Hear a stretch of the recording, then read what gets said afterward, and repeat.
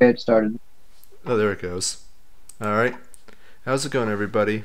Today is the first day of Kang's History Month. How's your Kang's History Month going so We far, were so? kangs and shit. What was his name? Chris Brown, who made the point that Oh fuck, Kang's History Month gets the shortest month of the year.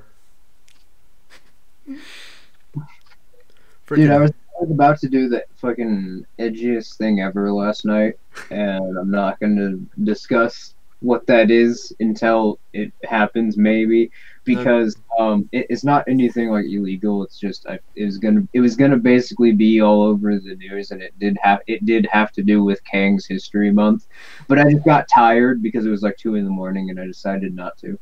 yeah, it's probably a good idea. But I would strongly recommend that you don't talk about it until like a week after you do it. All right. Preferably a week after it starts to gain attention. Yeah, it's gonna be fucking funny, and it's probably gonna be all over the news. So, Well, I look forward to seeing it, and if it does, I am just going to laugh hysterically and maybe even and do a video about that's like how all I'm horrible and outrageous it is. that that's all I'm going to say about it. Is it has to do with Kang's History Month, and it's gonna particularly make the people on the so-called left side of the political aisle up in arms. It's going to be amazing. But anyways, before we started the stream, we were just talking about you were saying that the you think the market's going to collapse this summer. Oh yeah, that's not something that I could say necessarily with certainty, but if you notice the market corrections, like every time the stock market, the S&P 500, the Dow Jones, it goes up a little bit. That's as a result of the Fed trying to manipulate the interest rates, of course. And every time that it does that, you'll notice the correction gets a little smaller and it lasts a shorter amount of time. Have you been noticing how that's been going on lately? Me personally, no. Truth be told, I don't pay attention to the stock market all that much, especially since it's not a Okay, real well, indicator of well, economic health. right, right. That's a decent point, but my I think that it's not going to be very long before it starts going in the negatives. You start seeing these corrections, no matter what the Fed's going to be able to make the rates go up again because they're going to be at negative interest rate. So I think that I would guess the summer, but I mean it could happen sooner or later. Point is, I think that that point is going to happen soon, and however long it takes for the market collapse to occur after that is up for speculation, but it's not going to be too late. What makes And keep in this mind that keep in mind right now that every industry is in a bubble. So if you thought the 1929 Great Depression was bad, you ain't seen nothing yet. what makes this market interesting is well, you heard the term the everything bubble being used right now, but what's very special is how over leveraged everything is. Now, just to break down the financing terms, leverage refers to the assets that people hold in non liquid things, as in things that cannot be bought bartered as cash. So, for example, real estate, your car, uh, I don't know, what other valuable assets might you have that you can't transfer as cash without invoking the problem of the double coincidence of wants. So basically, just hard assets. Even more important is that stocks are a hard asset. You can only trade with people who want that stock. And people have a tremendous amount of these stocks. They have a tremendous amount of debt and all of these other hard assets. And then you can find article after article after article, financial commentators pointing this out constantly. It's like something around very small percentages of Americans even have $500 in savings. Everybody is just put into a huge spending mode. Gotta spend, gotta spend, gotta spend. Which is, of course, the logical conclusion of the low interest rates that the Federal Reserve has been forcing the economy to have since the 2008 financial crash. The inevitable result has been, oh hey Postal, you're back. Hello? I don't see anybody. I heard the piano, so I just assumed it was him. That was me getting a notification on my phone. So I got a new phone recently, and I haven't changed my ringtone, so that's the default. All right, but as I was saying, yeah, you have an entire, you have huge you have huge numbers of people who have large numbers of assets in the stock market right now. You have a large amount of money that is being forced into the stock market because it's a lot more profitable to do so, because that's how the taxes are structured. You can either have money in income, which is taxed at 30%, or you can have money in capital gains, which is taxed at 15%. I'll let you figure out which one's preferable. But once the stock market does crash, and it is at a historic high, but as the laws of physics dictate, what goes up must come down, and when it comes down, let's just say that those savings that the people don't have, they're going to really wish that they had it at the time. Well, especially considering that no one's actually really gaining anything. There's no growth occurring. It's just constant spending. And that the 2008 recession never actually ended. The government just bailed out the banks, and the banks used the money that the government gave them to invest all this empty money back into the market. So, I mean, that was the moment that the everything bubble started, and that was over a decade ago. So, how long it's been going on, what caused it, and just the condition overall that society and the market are in, I think it's yeah, it's not going to be pretty, It's, and we're guaranteed to see a market crash soon here. That's well, absolutely not fear mongering like some people have referred to it. we're going to be talking we're going to be talking about Watch the Other Hand, but I want to mention another thing that Glenn Beck used to say back when he was, tolerable. That's probably the smartest thing he's ever said is watch the other hand. I don't know if he came up with that phrase, but probably not considering some of the other stuff this guy has said. But yeah, it's probably the best advice he's ever given, and I'm kind of surprised that someone on a network which is run by the CIA would even be allowed to say that. Keep in mind he was on CNN before he was on Fox. Both both of them are controlled by the CIA, so Yeah, pretty much, and I completely forgot what I was going to say. It's something about let's see, we were talking about this. I lost my train of thought. We were going into the well, stock you markets. said that you were talking about Glenn Beck, and we're getting into Watch the Other Hand, one of those segments. Yeah, but I wasn't going to talk about Watch the Other Hand. I was going to talk about, oh, right, right. It's the way that it's a way that large organizations collapse. I remember he used to tell the story of the bankrupt millionaire. The guy goes up to the millionaire just like, "Wow, you were so rich. How the hell did you lose all that money?" Like you just can't imagine that someone who had that money would just suddenly not have it anymore. People can't imagine spending that amount of money that quickly. And the millionaire simply replies, "I lost my money very slowly at first, then very quickly." What that means, well, I mean, it's pretty simple what that means, but you're going to have rumblings. Things are going to start to look bad, but, they're not going to be very significant. They're going to be like, a few rounding errors here, a few inefficiencies there, but over time, those build up those snowball, and eventually you come to a point of no return where you're screwed.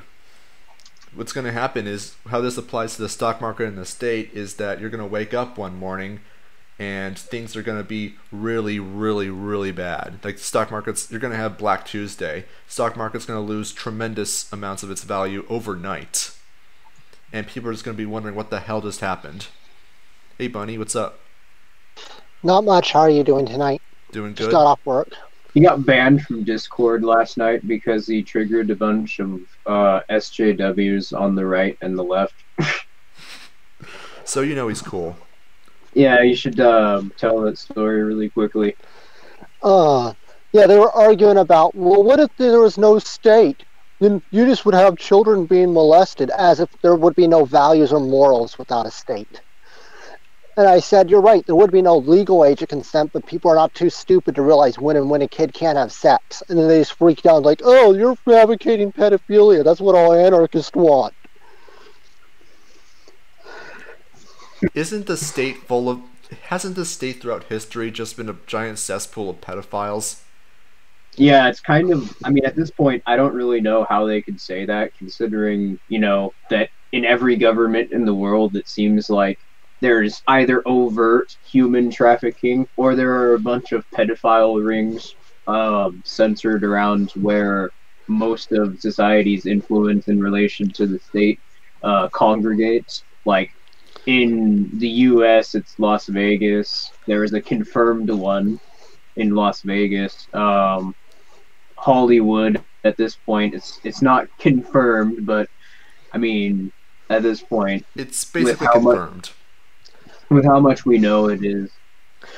When they have to throw those insults at you, they know they have no actual argument against anarchism. I mean, what I was getting to is, with how much, basically the only way that any sort of slavery, let alone human trafficking, could exist is with a state. Considering this is the case, the only way that it could be acceptable and not a criminal action. You'd think that if their biggest concern was that they wanted to be against pedophilia, you'd think they'd be against the state. No, they just use that excuse because they don't have an argument against the state and they want to force their values on you. Yeah, my I don't know if it's going to be my next video, but if not, it's going to be one of my upcoming videos, is going to be my take on the whole cultural degeneracy bit that's been going around, and more specifically how parasitic and otherwise predatory behavior like that's perpetuated by the state and the conditions that the state creates for society. I think I did a video on, I don't remember what I was replying to specifically, but I did touch on that any state that you create which bans degeneracy is going to be powerful enough to mandate it. So the fact that that's one of the main problems is that any system which mandates a sort of cultural policy, why would they need to mandate a culture or a way in which people, the customs by which people associate with one another? Why would the state have to encourage this if these customs were inherently good? It seems like the only purpose of the state mandating customs would be to enforce sort of cultural values onto people which are reprehensible and they would never accept otherwise. Well, my response to them was, well, then let's just ban murder and then people won't murder each other. Let's try that. I think... In which they flash reported me after that. For the most part, most of the concerns regarding anarchism ultimately come down to their own personal lack of imagination. For the most part, with some notable exceptions, the people who are skeptical of anarchism definitely have good intentions. They just can't conceive of alternative ways of achieving their goals. which ultimately comes No, down Anyway, to like, uh, someone asked in the chat, will the dollar go to zero in the following market crash? I, I think it will over time. I think it'll end up like the Weimar Republic, where it will just print so much money it'll only be useful for keeping yourself warm. Yeah, I think in the coming market crash, this is going to be it. I mean, the U.S. dollar is already over 100% inflation. We're like quickly approaching $22 trillion in debt, and on top of that, the government's just expanding and keep spending because we're at this point now where it needs to keep spending in order to sustain itself, essentially. I'm not arguing that this is sustainable for society. Obviously, it's not. But this is the point people need to understand: is that the state is not sustainable. It's not a sustainable model of social infrastructure, and that's precisely why the state doesn't have any assets of its own. It needs to constantly appropriate resources, and as society around it expands, it needs to spend more, which means it needs to appropriate more resources. And by appropriating more resources, people are going to move elsewhere and produce less. So Well, yeah, my biggest problem with the dollar is there's no cap. Like back when we had actually a gold standard, we actually had a limit how far we could make it. Now it's like, oh, there's no limit anymore. Let's just print trillions of dollars and like, how about we just give everyone a free $1 million because it doesn't really matter anymore. The money is already worthless. well, There's nothing backing it up. yeah, the reason we're currently at that point is because since the state doesn't have any assets of its own, it can't produce an actual currency, which is itself valuable as a means of exchange. So the best that they could do is create a reserve note, something which is backed up by a preferred medium of exchange, so people will assign some value to it. But the problem is that they created so much money and they spent so much that no, they wouldn't be able to back up the they wouldn't be able to back up anyone. Like, they printed more money than they actually had in reserves, so the value of their reserve note declined drastically. This is actually exactly how the Bretton Woods Agreement ended. In 1971, France realized they had more U.S. dollars than the U.S. government claimed to have in its reserves. So all the countries in the world tried to cash in, and they started questioning the government, the U.S. government. So the government simply said, yeah, you know what, we're not doing the gold reserve system anymore. We basically scammed the entire world and lied to them.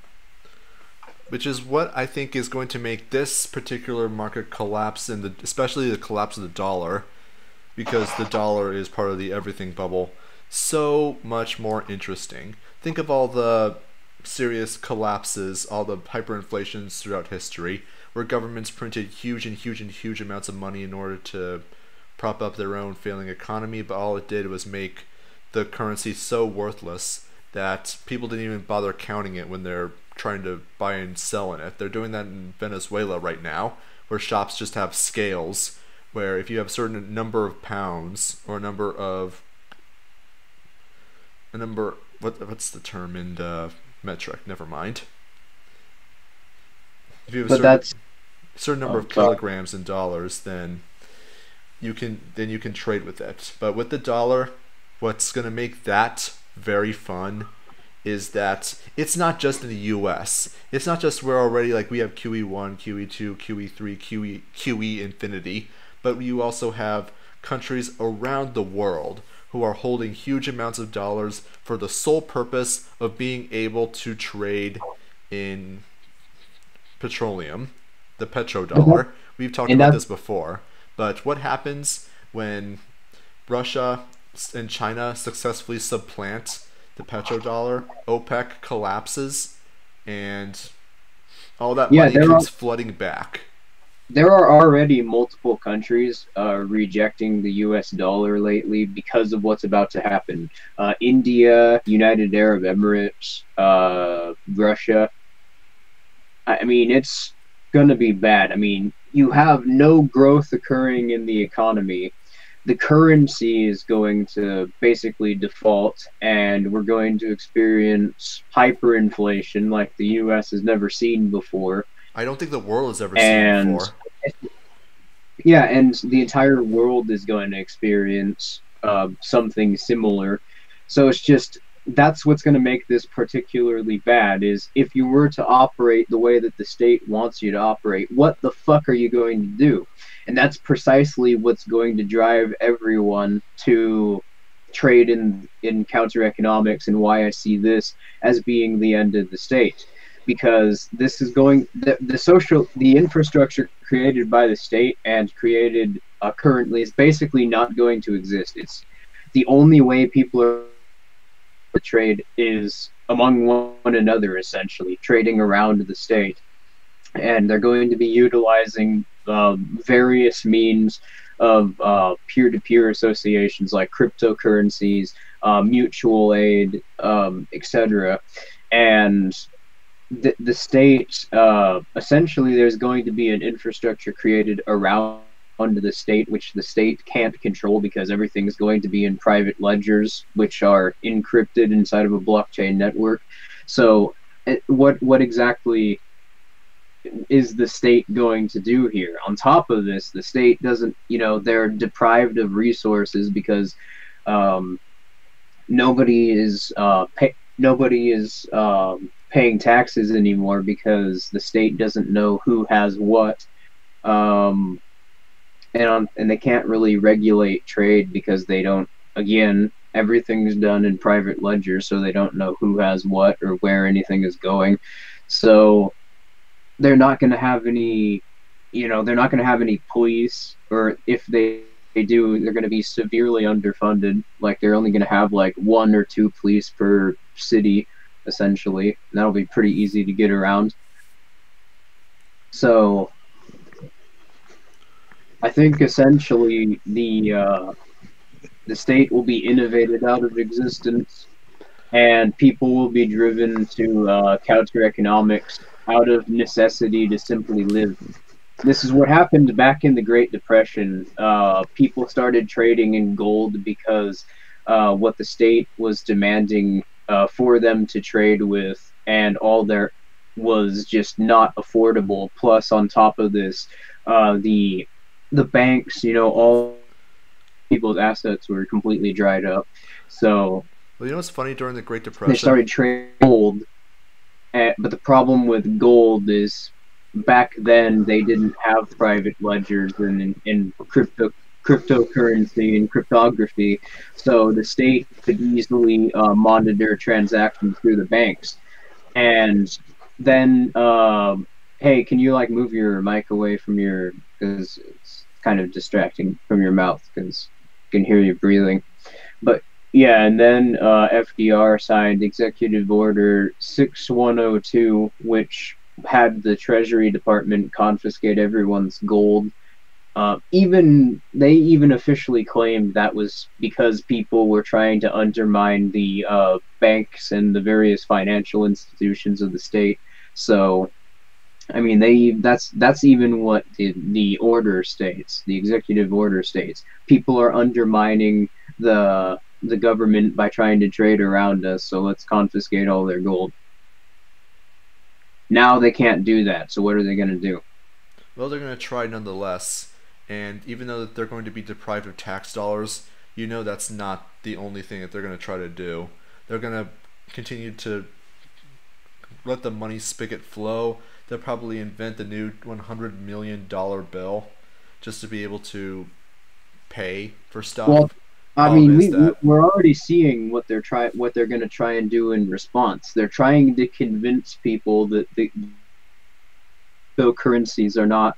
You can trace that the state is able to monitor cryptocurrency transactions. So you have to trade with them. Which You is can see this propaganda popping up everywhere, which incredibly inconsistent about. Like, they'll say, "Oh, it's amazing because you don't have to trade with banks anymore," and that's what basically to explain why people find it appealing in the first place. But then immediately they'll turn around and say, "Well, hey, the state can track it, and you need the state, and it's not as secure as you think." Blah blah blah, and it's like, what the fuck?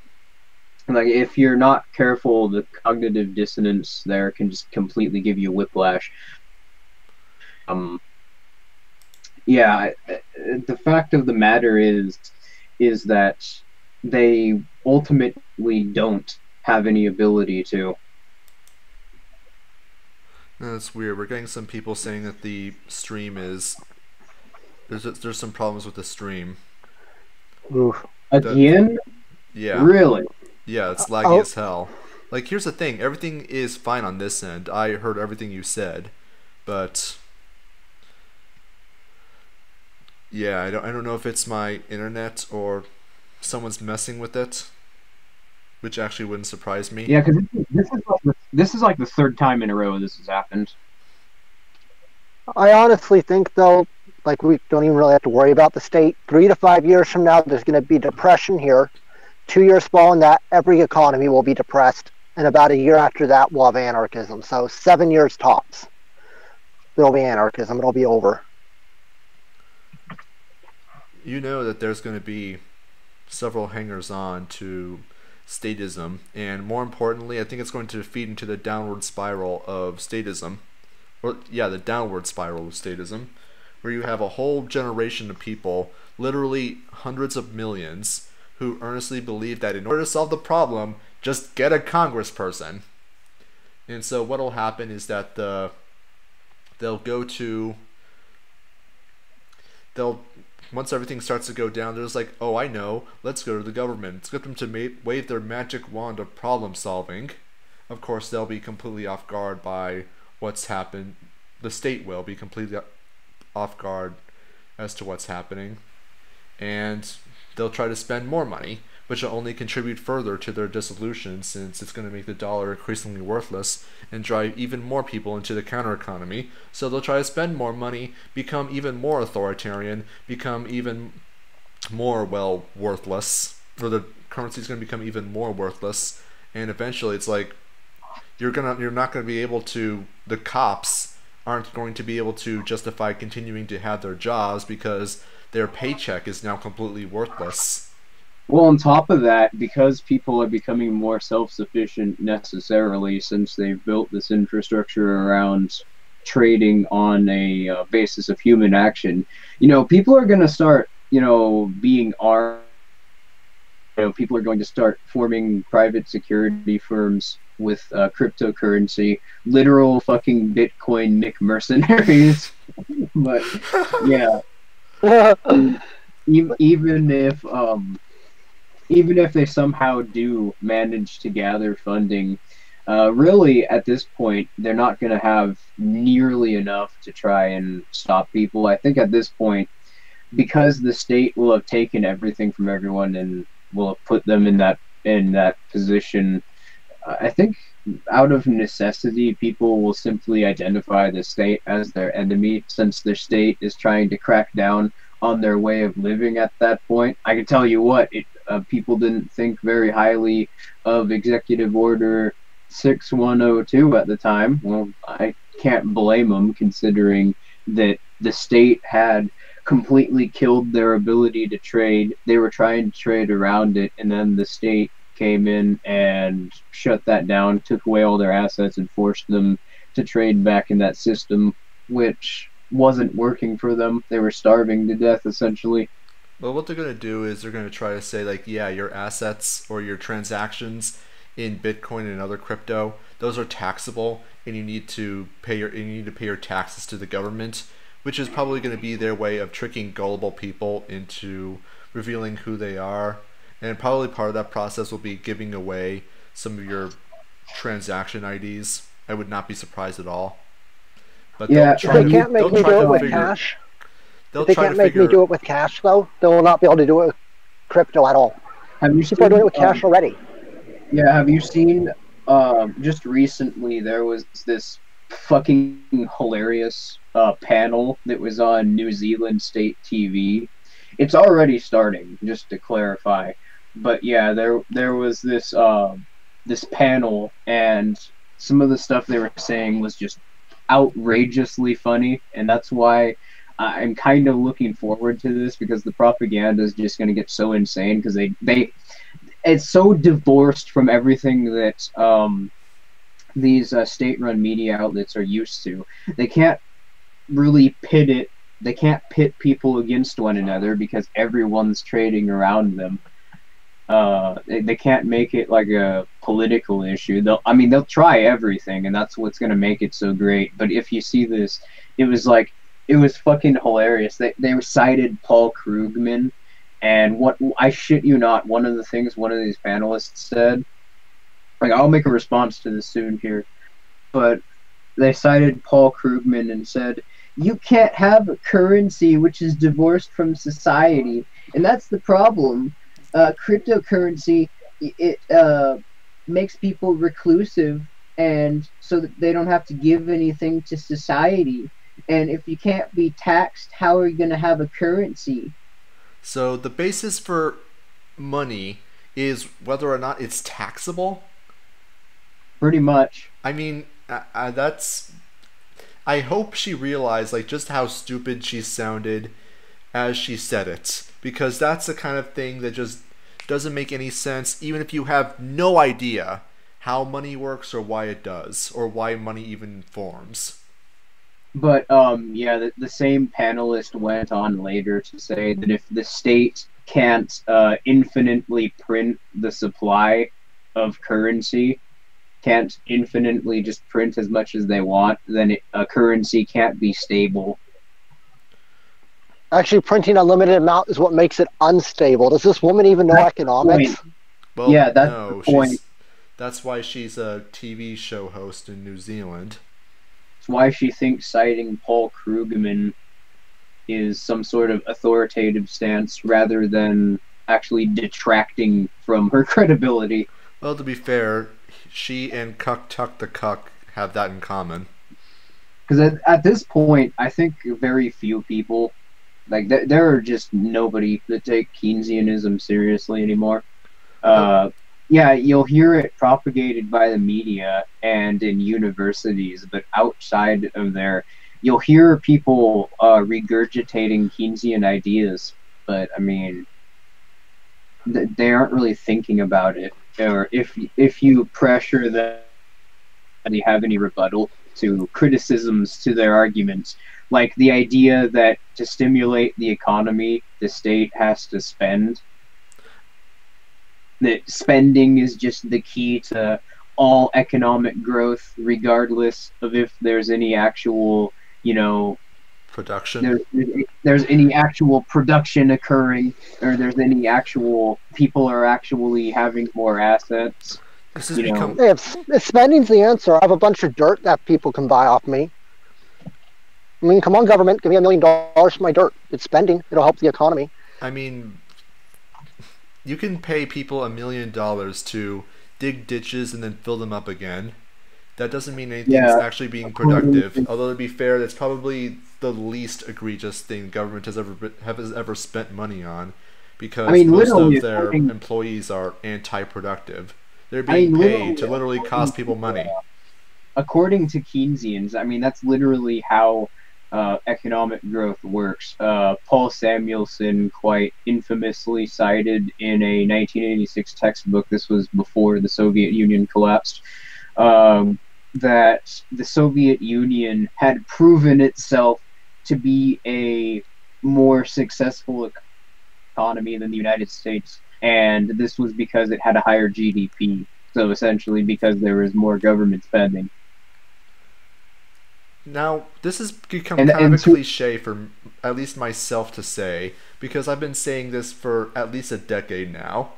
If government spending is the key to economic growth, why is there any private spending at all? Why doesn't the public sector just do all the spending for everyone at all times? I think that would be peak efficiency, at least according to that theory. According to Keynesians. But okay, we're like 40 minutes into the stream. We need to really get on to some of these stories. Yeah, we haven't really touched on any stories, have we? Well, that's fine. Bunny, you're Just one breathing last on the thing. mic again. Sorry, just one last thing. How long do you think it'll be before they say crypto is anti-American? About Couple months, you were I would, take like I'd give it. Let's see, what time is it? My time it is 8:41, so I'll give it a few hours. I don't know. It's not really possible with 100% certainty to make accurate predictions. It's really a bad habit. I like to try and work my way through things logically, and I generally do a pretty good job. But the fact of the matter is that predicting human action is impossible. Mhm.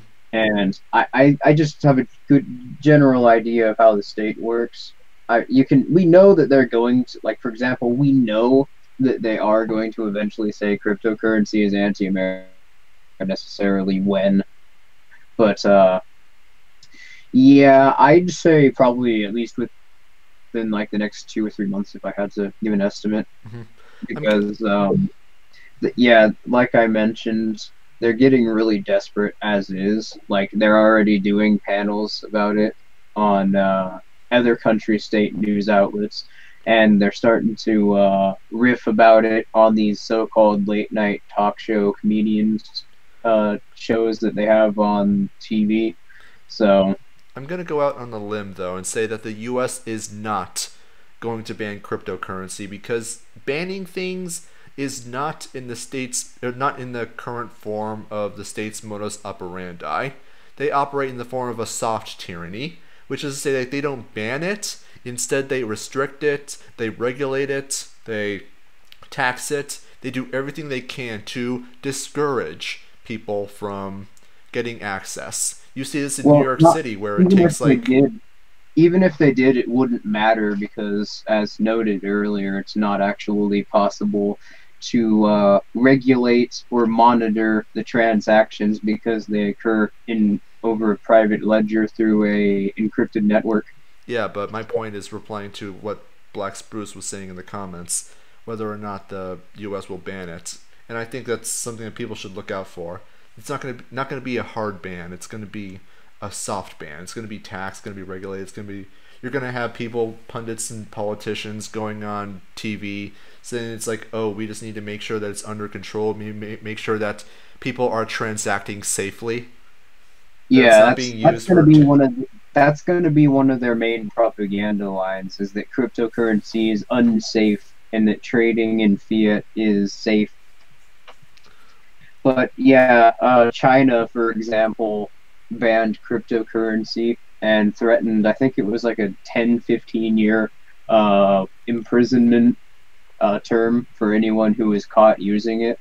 Their market grew afterwards because people were just like, hey, wait a minute, they can't monitor what we're doing, so who gives a fuck what they think? And Russia did the same thing, if I recall correctly, and they have entire towns that trade only in crypto. Yeah, it's still the legal status of cryptocurrency. Like, they basically were forced to take away that ban that they had because it simply is not an enforceable law. Hmm. But now I think we should actually get into the actual articles. The first one I think we should talk about is, you remember on Tuesday we mentioned the New York City, or not New York City, New York State new law signed that enables abortions to be conducted on the third trimester. So abortion in New York State is now completely legal right up until birth. Well, in the state of Virginia, a bill has been proposed. This isn't law yet, but it's been proposed, and it's low-key supported by the Democrat governor, that would allow for abortions after birth. Post-birth, literal fucking post-birth abortion. This is not even a week after we talked about the frickin' third trimester abortions. This is Yeah, it post-birth was Tuesday. abortions. It was Tuesday. We talked about the third term abortion issue. And now we have people who are literally saying, yeah, you know what? We can just kill kids right until they die. Or you can just kill kids right after they're born. Because, we're so progressive. We're so great about making sure women have the right to choose. And this almost sounds like a meme. This sounds like a meme we used to say, oh, what's next? Post-birth abortions? Yeah, it sounds like a meme. Is.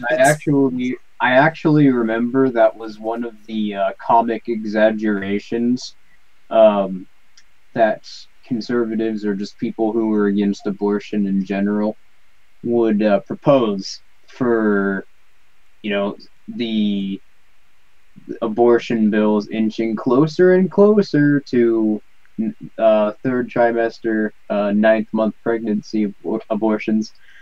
And yeah, that was one of them. Post-birth abortion. So the baby's on the operating table, stab it in the heart and kill it.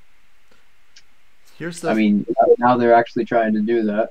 It's actually a lot worse than that. Indeed. And I think you guys watching are going to be a little horrified, but you probably won't because you probably already know what's up. But there was an interview done with, or not an interview, a Q&A done with the governor of Virginia, who is in support of this law, or this bill.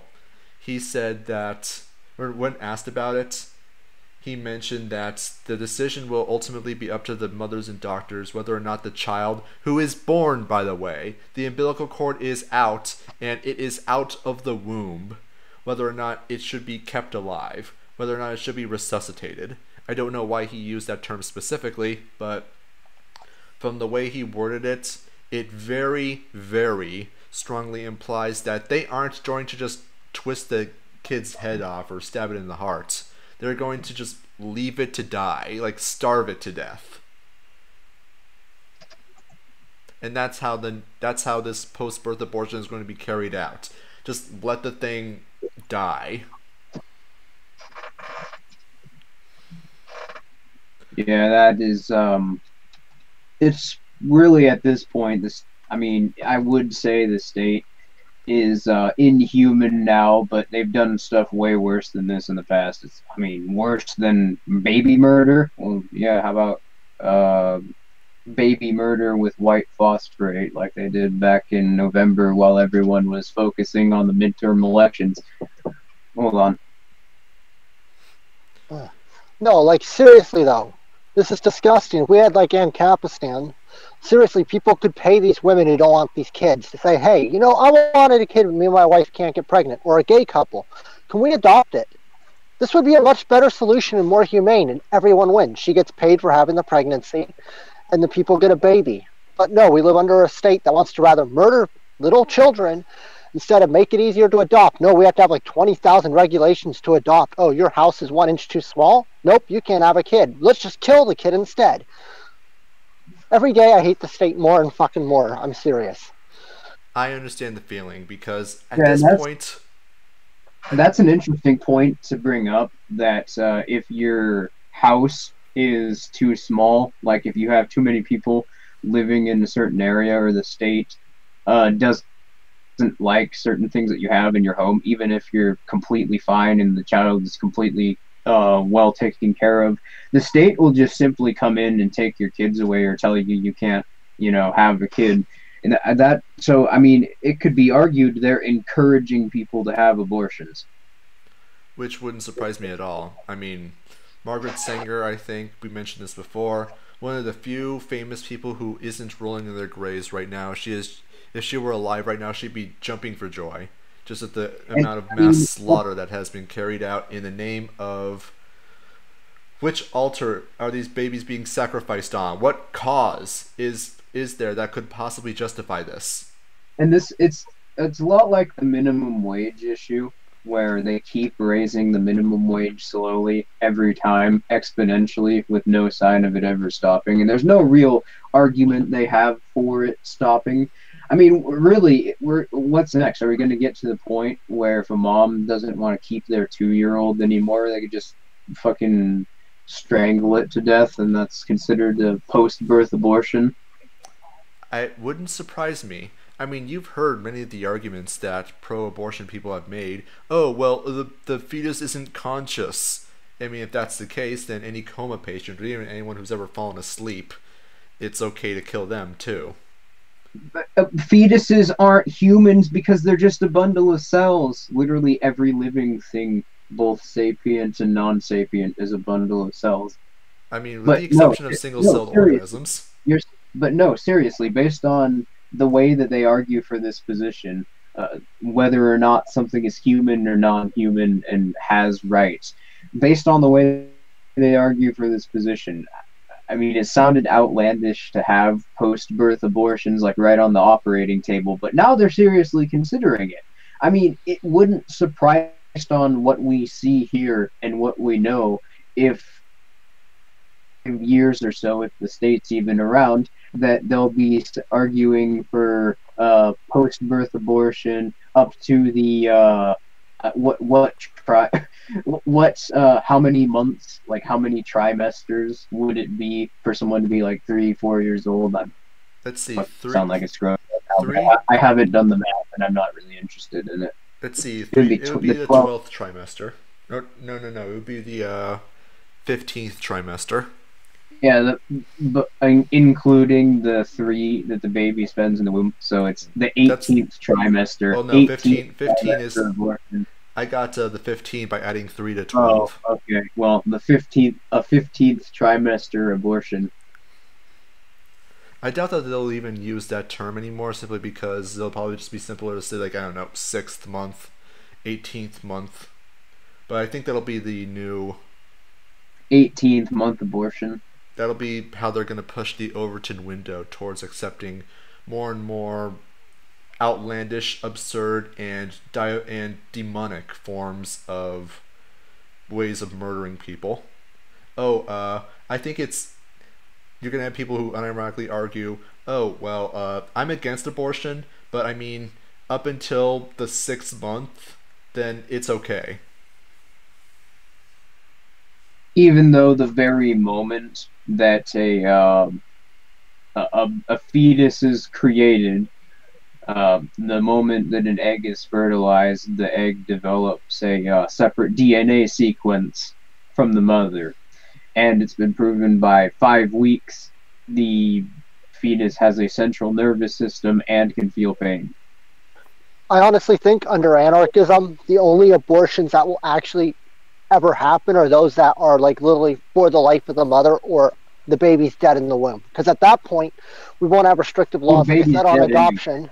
Yeah. At that point, the baby's dead anyway. So that's, it's technically an abortion, but the baby's not dying; it's dead.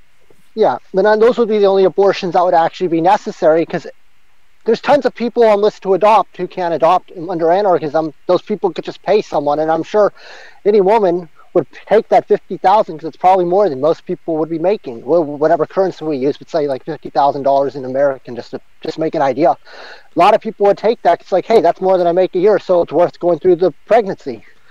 It would be an incentive for them. But Bunny, gay people can't have kids. They're icky. Of course. Well, I mean, you just got to make sure that any excuse they can come up with to prevent people from having their preferences met. I mean, I don't know if gay parents make good parents or not. I don't think there's enough data to quantify that one way or another. But why don't we just find out? The best way to find out is to let people associate voluntarily and figure this stuff out for themselves. There's no way to objectively demonstrate that abortion is justifiable in any sense of the word. It's murder. It's really that simple. You don't need to be religious to come to this conclusion. It's murder because the child has self-ownership and will be able to demonstrate self-ownership. Well, I'm an atheist and I see abortion to be against self-ownership. So there you go. You got it from a non-religious point of view. There you go. All right. So I guess we've gone on here as much as we can. States murdering babies on a grand scale. So here's something interesting. apparently, just within like the last few hours, Twitter banned 2,000 accounts that were spreading news and attempting to basically argue against the coup which the U.S. is instigating in Venezuela, and which we went over in Tuesday. But yeah, they banned 2,000 accounts which were spreading counter narratives, and their attempt to justify this is that these were state-backed. This was part of a state-backed influence campaign perpetrated by the Russians. I'm fucking not even making this up. Suffice to so what happened? Wrong think is a crime. Pretty much. So what happened is that Twitter decided or found 1,175 roughly accounts based in Venezuela who were critical of the coup. Basically just like asking why is it necessary, why is the US meddling, why is the US involved, and whether maybe even saying things in favor of Maduro. Now, don't get any of us wrong. We hate Maduro. Well, hate's a strong word, but we strongly dislike Maduro as much as probably anyone else does. But I can't see any justification for US getting involved in a coup, especially given that the new guy is basically going to be Maduro 2.0, except a little bit less hostile to the US. Don't you know they need their U.S. puppet? That's why. Oh no, we need the guy who agrees with us. I don't care if he just mass genocides his whole people as long as he does what the U.S. wants. Then who cares what he stands on?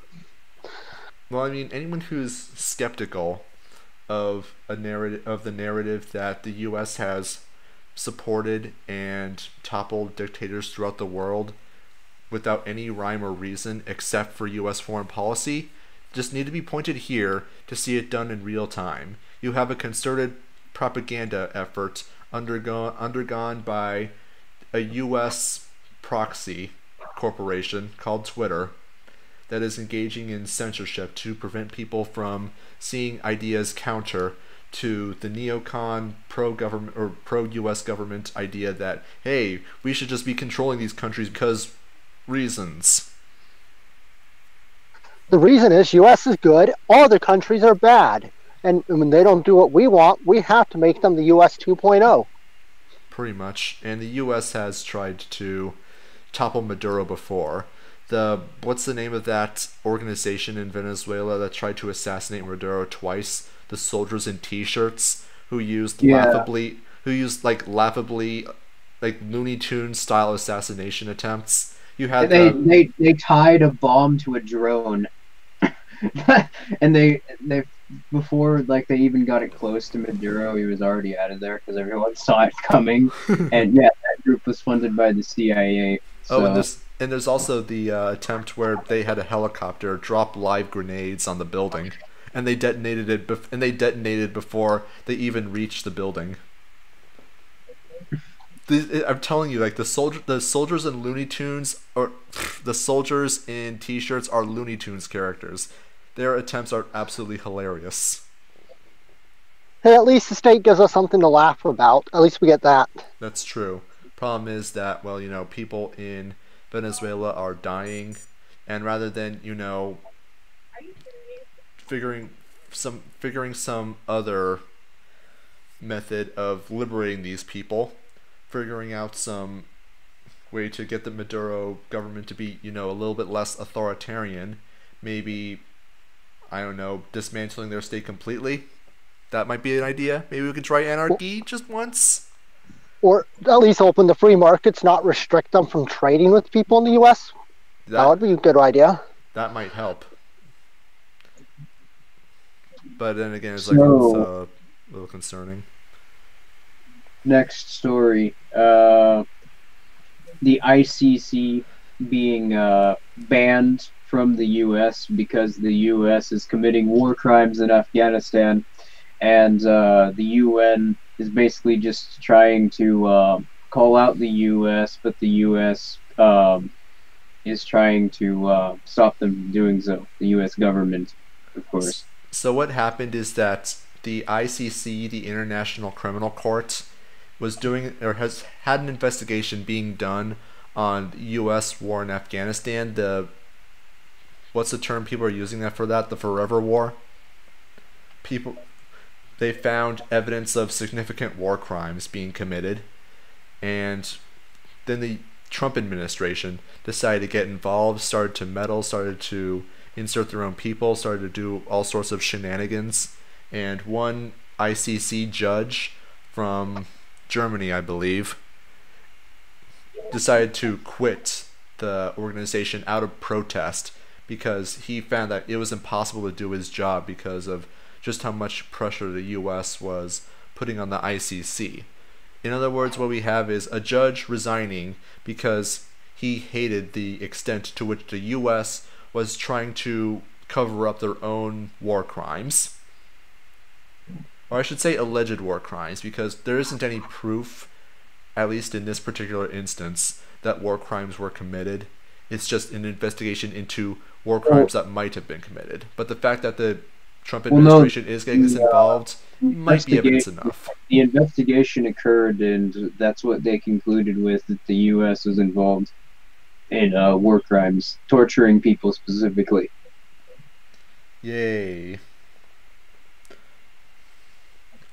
Suffice to say, well, again, you can see all sorts of everything that's been horrible about U.S. foreign policy since World War I is on full display for the world to see right now. You just need to look in Venezuela, and you need to look in Afghanistan. The U.S., I'm sorry conservatives, but the U.S. is not a force for good. It is, in fact, in many cases, a force for evil, especially in Syria. But Syria is neither here nor there for the moment. Oh, hey, I mean, there's not really much more to say about this story, but hey, something that I've been warning people about from the beginning, like a couple months ago. I think I remember we went over this about those websites which are collecting DNA from people to show people what their lineage is. Let me guess.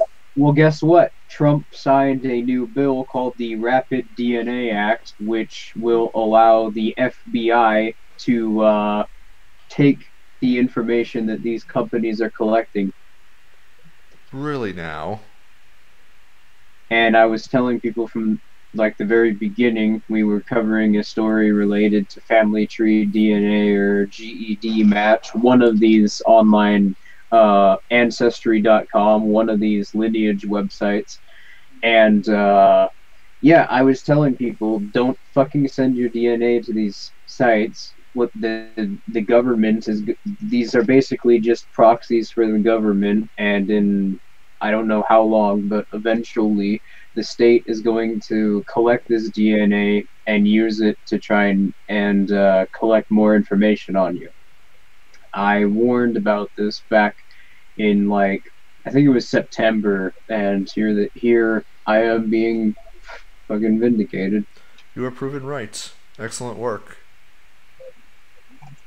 Yeah, just in general, I think just if it's not obvious now to not send their DNA to the sites, we have hard proof that you definitely shouldn't.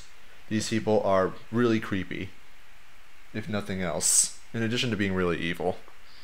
If you want to know your heritage, speak to your grandparents. They'll tell you tons of stories that can answer those questions for you. Or, your parents. Of course, you might be Elizabeth Warren, and your parents and your family might be incorrect, but, I mean, it's not really terribly important, I don't think. Not unless Better to be incorrect and wrong than correct and unsafe. That is right. I mean, it's only important if you're worried about Parkinson's or something like that. But since the majority of people don't have to worry about that, don't send your DNA to people on the internet. This should go without saying. Don't send your password to random people on the internet. Don't send your telephone number to people on the internet. Don't send your DNA to people on the internet. This isn't complicated. But yeah, I think we went over everything. So Yeah. it's been an hour. So anyone Yes. want to share? Yep, I think we're just about done here. Everybody, do your Yep. stuff. Do your thing. I'm going to show real quick. Check out my website, bunnyism.com, BUNNYISM.com. It's a new blog I started. I try to post every 2 weeks. And that's about all I have to show. Well, I'm Esoterica Free. I've got a couple of projects coming up. All of them are incredibly anticipated, and yeah, I don't know if you can hear that, but there's some very loud fighting going on in the background. I apologize. Alright, and I think most of you know who I am. Filthy Heretic. I've got some unspecified projects being worked on myself, and hopefully I'll have a Patreon Q&A video very soon. So thank you for stopping by, and we'll see you next week. Bye.